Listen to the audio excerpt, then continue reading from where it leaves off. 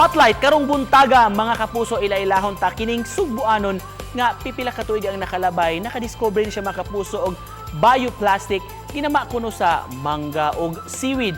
Kung giunsa man niya mga kapuso unsay kaayuhan niini labi na sa atong kalikupan kinatong pakisayran karong buntaga. Nakabase ni siya karon sa Australia, makauban nato si Dencibel Montinola. Good morning Dencibel, welcome sa GMA Regional TV Live. Kumusta ug unsay gikabisihan nimo rong panahon na? Maayong buntag sa mga viewers. So karon kay bag-o ra ko na human og research about lung cancer.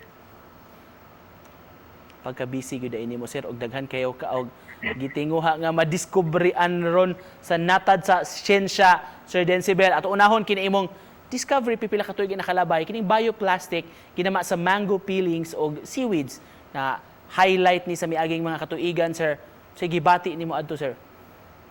Overwhelming kayo ang attention sa online, pero happy pod kay na-inspire na ko ang mga young kids, mga Filipino kids na kanang ganahan mo pursue og science.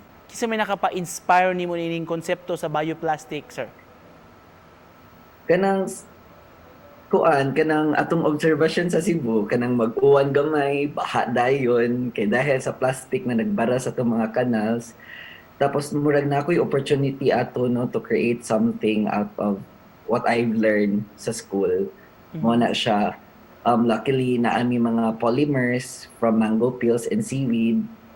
From there naka-create ko og bioplastic. So, ang bioplastic kay mao ni siya ang mga plastic made from fruit peels or mga crops. Dili siya petroleum based. Naron hunon-an man to nimo sir ang mango peels o ang seaweed tungod ba kay abunda siya diri sa Cebu?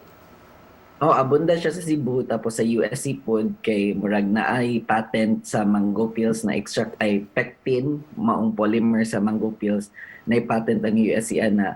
So mao to murag na ay naa ang material sa mong lab niya. Ako kay nagduwa-duwa ra kay gitigaan ako freedom sa akong advisor to discover some things sa laboratory.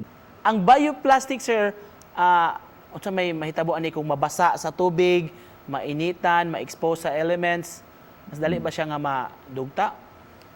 Dili tanan bioplastic kay mahilis dayon na ay mga bioplastic na gimodify na to na mura ra sad og petroleum based na bioplastic pero made from plants. Pero akong bioplastic kay mohilis na siya expose niya sa water dayon. So ang limitation karon sa akong bioplastic kay within 10 minutes na i-expose nimo ang bioplastic nako kay mo kuan daw siya mo lusaw or mahilis. Ligon ba po sir ang produkto?